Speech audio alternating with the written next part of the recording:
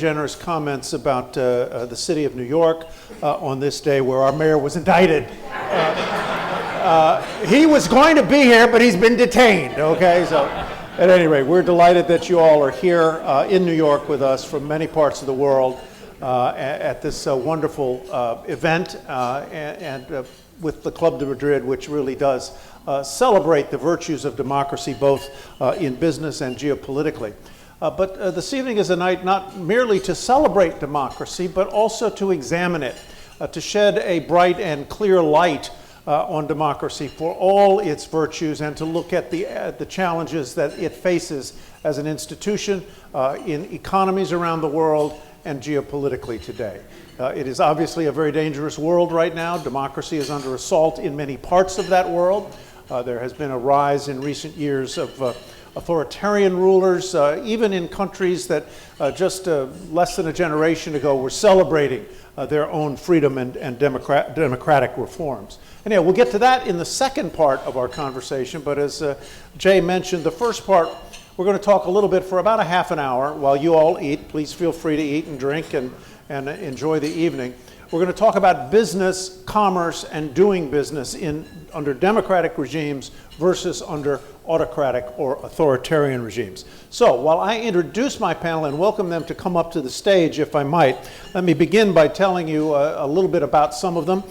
Neil Bradley is one of the biggest and brightest policy minds in Washington. He's the Executive Vice President of the U.S. Chamber of Commerce. Neil Bradley, welcome. Good to see you. Second is the former Prime Minister of New Zealand, Helen Clark. Is Miss Clark in the room? I heard she was running. Hi, how are you? Very nice. I didn't get to meet you before. Welcome. Let's see here. There's a step right there, Helen Clark, former Prime Minister of New Zealand. John Moore is a Managing Director at Morgan Stanley, Head of Latin America, and Chairman of Global Capital Markets. John, welcome. Good to have you here. And Julian Gruas is Vice President, Amazon Web Services, with special attention to France and South Europe. Julian, are you here? Oh, you're right behind me. Hey, good to see you. You snuck up on me. So welcome to my panel, and we'll spend the next half hour chatting. John, you get the honor of the first question. You've had a long career of working in and around Latin America, South America, Central America. And there are authoritarian regimes in Latin America. Nicaragua comes to mind. There are shaky Venezuela comes to mind. There are shaky democracies in other countries in Latin America, Guatemala, Honduras, El Salvador. If you could, walk us through the compare and contrast, like an essay question in college. Compare and contrast what it's like to do business in an authoritarian environment versus what it's like to do business in a democratic environment where the rule of law is not the rule or the caprice of a strong man. Great. Well, first of all, thank you all for inviting me, and let's get right to it.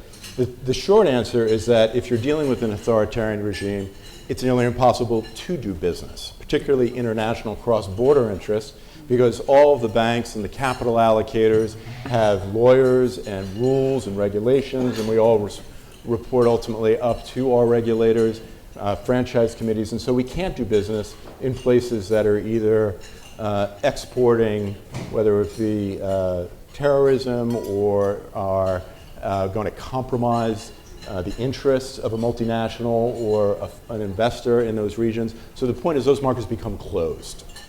And what is instead really interesting, because if those markets are just off limits for investors and multinationals, is all the areas of gray. And here you have a lot of interesting analogs between what people so respond to, respect, and frankly value in developed legal systems and their versions of it in countries that you can work in Latin America. So think of, for example, the independence of the judiciary in Brazil in rooting out the car wash scandal. Think of the independence of the central banks, and these are all matters of legal charter and judicial review, but those independent central banks not only provide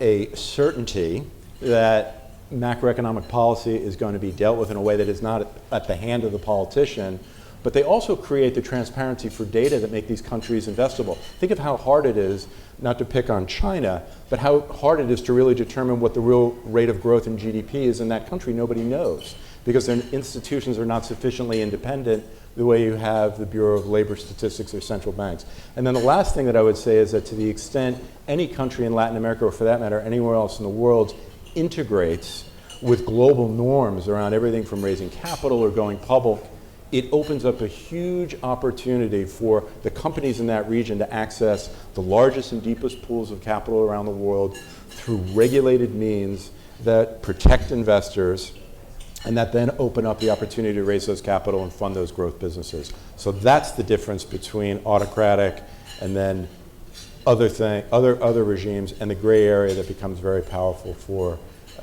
investors as a matter of lens. Julian, John began with a very powerful statement. You really can't do business under an autocracy, under an authoritarian regime. I wonder what your experience has been in largely Europe, where you've worked or have authority and responsibility these days, and how would you compare working in more democratically oriented nations as opposed to those that are not? I mean, for us, the rule of law is obviously what provides the stability and the clarity for doing business. And I think as businesses, we're looking forward to having stabilities in the rules under which we operate, having a rule of law to govern contracts, having world organizations like the WTO that provides dispute resolutions. So all of those things do help. I can tell you that right now everybody is talking about artificial intelligence, for example. And we do see, and if I just take France, for example, we think there is an opportunity to increase the French economic value by 90 billion thanks to AI before 2030.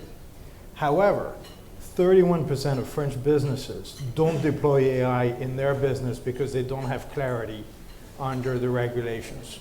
31%. So we're missing a huge opportunity. And that is the second blocker.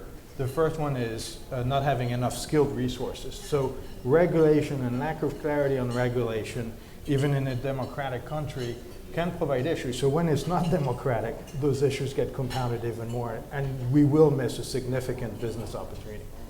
Neil, today China announced a kind of anything it takes approach to trying to jumpstart their economy, which is moving slowly these days. They're adding a lot of fiscal stimulus, trying to help the property sector there. It's no secret that Chairman Xi is probably the most authoritarian ruler that China has had since Mao, in all likelihood. Is there, in your view, a connection between the flagging, to the extent that it is flagging, Chinese economy under a more authoritarian leader as compared with the sprinting-like growth that obtained under more democratic leaders in China? Oh, without question.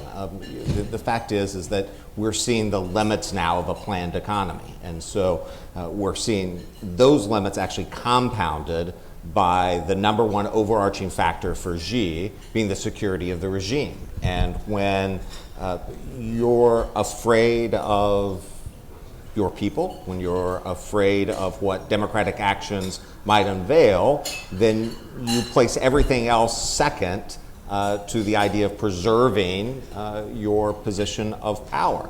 And it just turns out that that's not really conducive with long-term economic growth. You can juice the system for a little while, and we've certainly seen that in the last few years, but eventually that runs its course, and I suspect that that's what we're seeing today. Autocrats, I suppose, can be, so I'm not crazy in thinking that maybe there's a connection between Xi and his autocracy and less efficiency economically. I'm not crazy in thinking that. Well, you have to assume that he's better than all the markets. So the whole idea of a free market system is that there's no one individual or even group of individuals that's superior to a market in figuring out how to allocate capital and resources, including human capital. In China today, very similar to most autocratic regimes, the regime assumes that it is better at allocating the resources of the country, including the efforts of its people. And that's just never been born to be true in human history. I guess there's, I don't want to say one cheer for autocrats, but autocrats can get things done fast. In China, if they say we're building a convention center, we're going to build that convention center in 12 months, it gets done.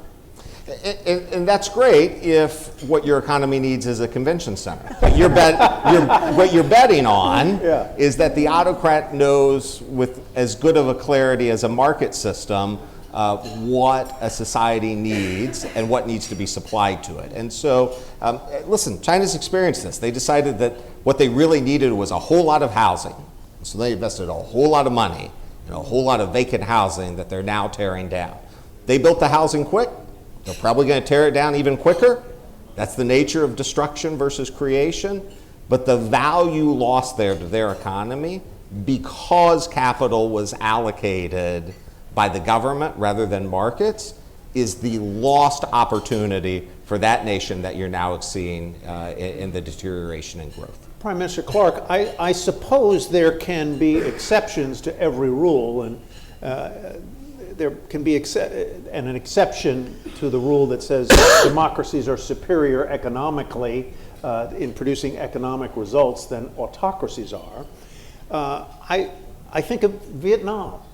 Vietnam is an authoritarian country right now, and their economic story is a very powerful, almost miraculous story of growth and employment and wealth creation. How do you explain that? I think the issue is whether they will be able to escape the middle income trap, because these economies can get so far, but there's a point at which if you don't allow freedom of thought and expression, that you can't get the innovation and breakthroughs in your economy that the more freewheeling societies like this one can. I mean, if you go back to the China example, I would think for their own entrepreneurs, they operate with significant nervousness. Jack Ma got too big, right? And he was brought down. That sends a chilling sector through that innovative end of the economy. They just don't know what their leeway is, how far they can go.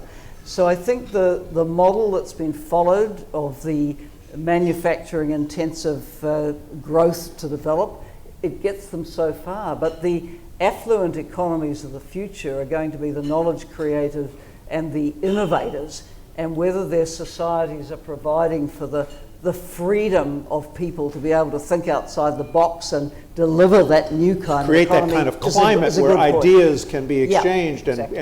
and criticisms and can be exchanged. Yep. That's the long-term secret sauce. Yeah, the long-term secret sauce.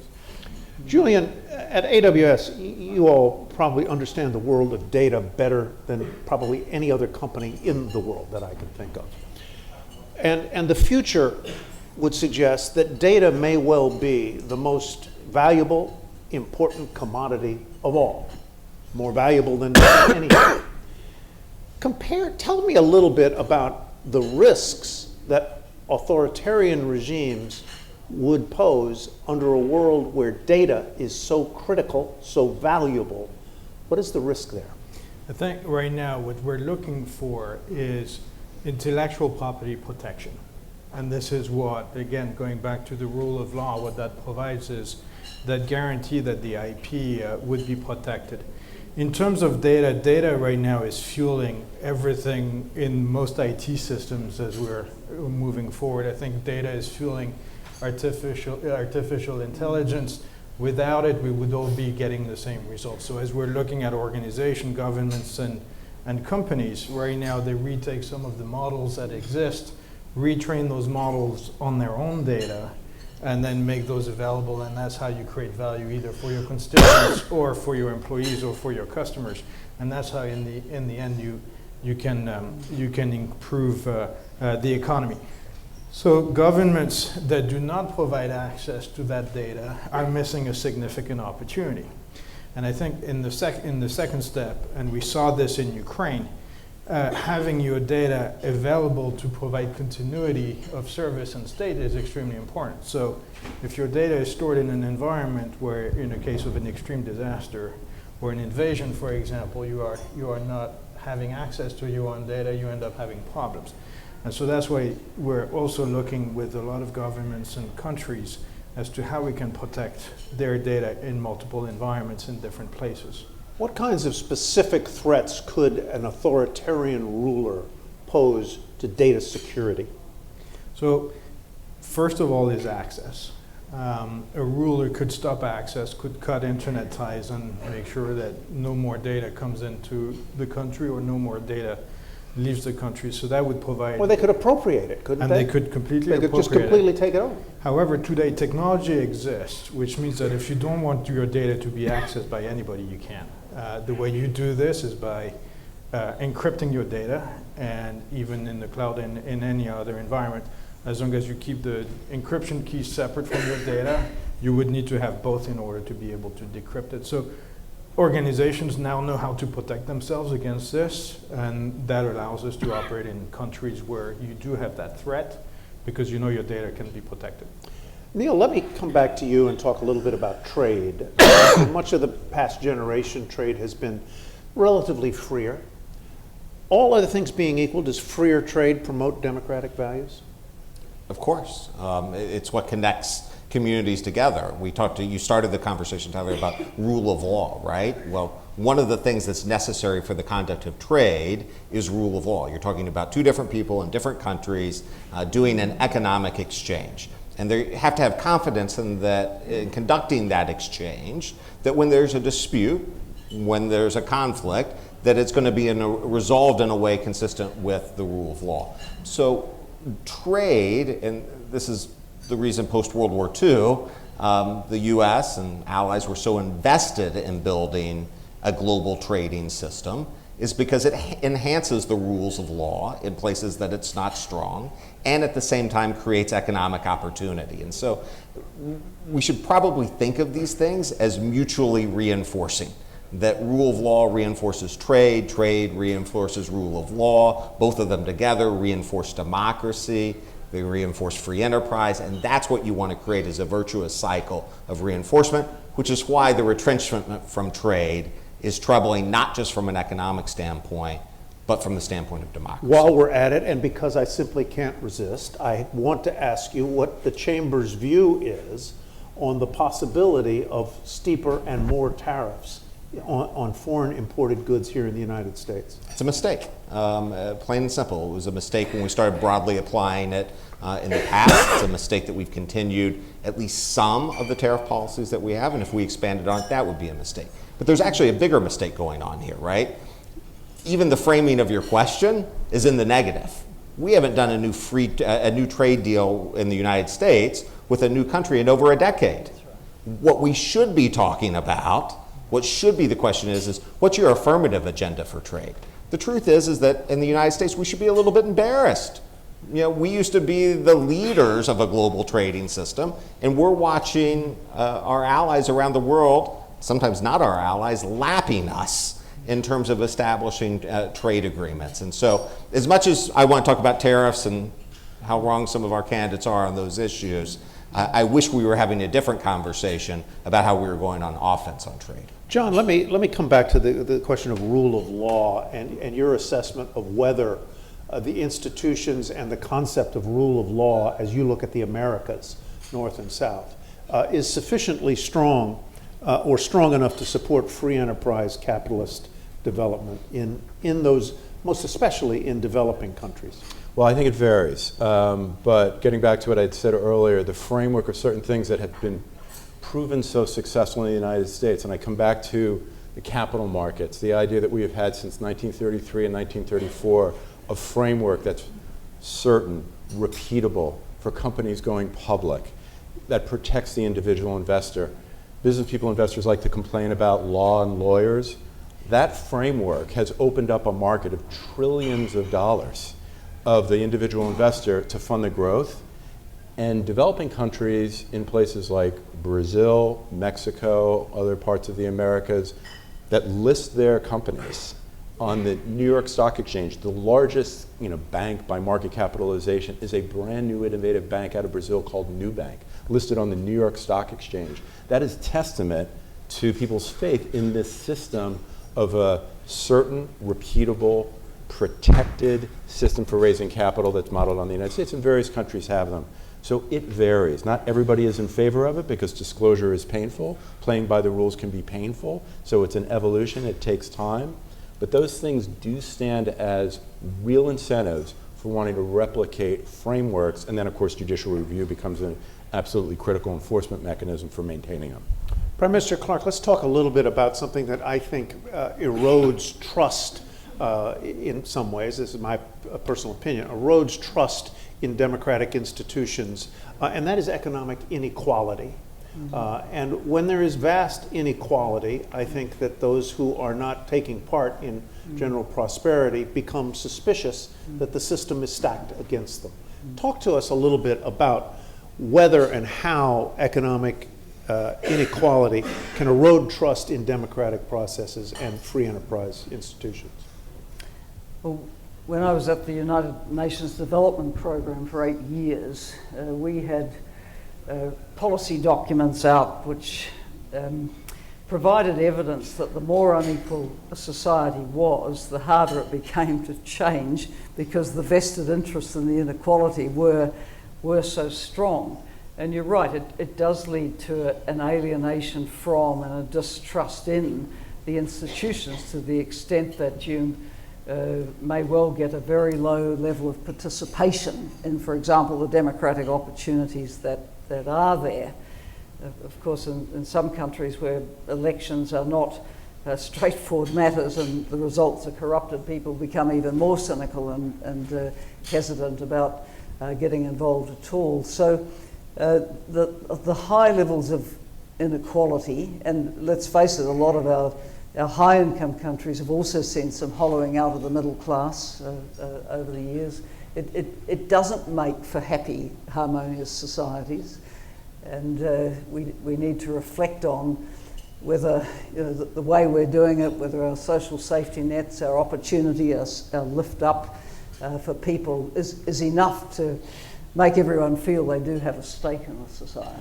You've worked in international organizations. How can, since I got you on a roll, how can international organizations or institutions help create an environment where democracy thrives and flourishes and free enterprise systems grow? How can international organizations or institutions foster that? Yeah. So again, the basic line we had at UNDP, and I believe it, is that a country has to make its luck economically and socially.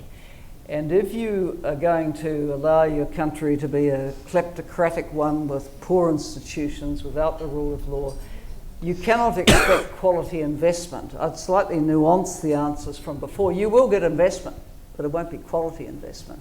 It'll be from the people who don't care how corrupt you are and how many backhanders you have to pay.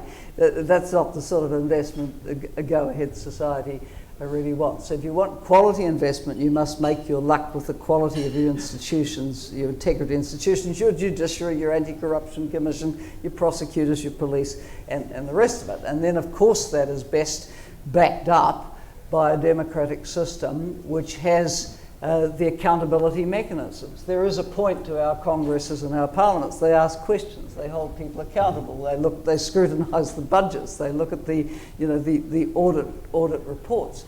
There is value in a free press which can ask a lot of questions. The Investigative Journalists Act, the Fourth Estate Act on behalf of all of us. And then I think the trick is really to bring the citizens into this conversation so that they understand the role of all of these representative and accountability and rule of law institutions in building, maintaining and sustaining the prosperity that our people aspire to.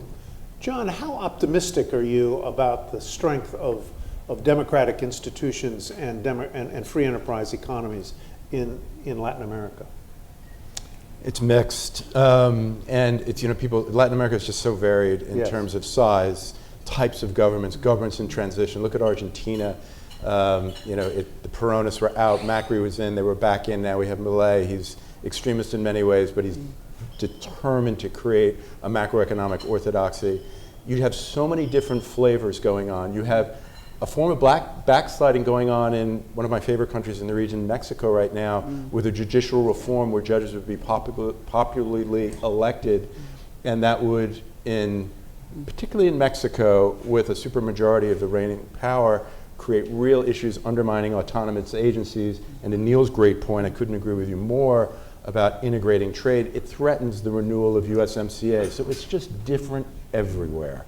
And so I have confidence. One thing that I will say is that to the extent the United States, major developed countries of Western Europe, New Zealand, et cetera, have backsliding of their own, and I really put the lens right back here in the United States, to the extent that we have political leaders who undermine the integrity and the validity of the rule of law and the institutions that support it, it doesn't help make that progression in places like Latin America, which will just say, well, look, it's the whole thing is In bad. other words, The if whole we're thing is bad. not the shining example, Yeah. it makes everything Absolutely. harder. And it also reduces our ability to be an enforcement mechanism, because things like franchise committees, bank regulators who say no business in Venezuela or no business in, unless this particular client goes through a KYC, et cetera. If all those things sort of fall away because people no longer believe them as valid institutions and multilateralism falls away, it doesn't enhance or provide incentives for the development of democratic institutions in Latin America. Neil, I see you nodding there. You want to react? I think that's exactly right. And I think that's why democracies have to constantly be on guard, right? And so they're hard, as hard as they are to create and establish, they're also hard to maintain. And so that doesn't mean that we have to overreact to every incident, but that we have to be clear-eyed about some of the backsliding that John just described. And then maybe even more importantly than that, we have to figure out how to confront it collectively. And I think that's the purpose, right, of the Club de Madrid, right? Like part of this is how democracies can kind of help reinforce each other. To your earlier question, how we use institutions, both governmental and maybe even more importantly, private sector institutions, to reinforce the norms of democratic and free market behavior.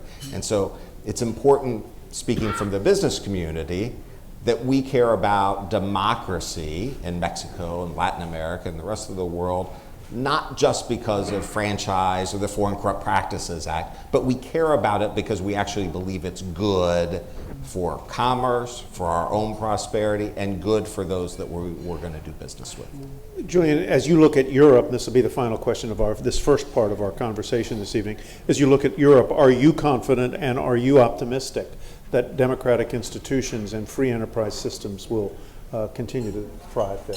So by nature, I'm optimistic. However, Most business people are, happily. I think you have to. You have to. However, I think when you look at what's going on, now is the time for more collaboration and less borders and more help in between the countries. I totally agree with Prime Minister Clark, which is when you have that freedom, when you have that democracy, it creates innovation. And those innovation, they create startups. And the startups now are creating the new middle class, which is what we need to go up. So that's why I'm an optimist. Now, when we see a lack of collaboration on regulations, on policy, that's when we see bad things happening. And so right now, Europe is reacting in a way that's sovereign and creating sovereignty designs and sovereignty rules. And when countries start reclosing their borders, it makes business more difficult. And we know in the long term that it will create and stifle the economy in those countries. Because if you look at our business, adding more sovereignty controls increase costs by 15%. IT is 30% of most companies' budget, and if it goes up by 15%, you destroy some of the competitivity. And similarly, those startups, their objective is to go global. So in a stable environment, you look at French companies that are very famous, like Mistral or Hugging Face. They have more customers in the United States than they have in Europe today, and they grow because they can come to the US, and they need that stability in the regulation. And but I remain positive and optimistic. On that note, we will take a quick break here. Julian, thank you very much. John, thank you. Madam Prime Minister, thank you. And Neil Bradley, thank you. I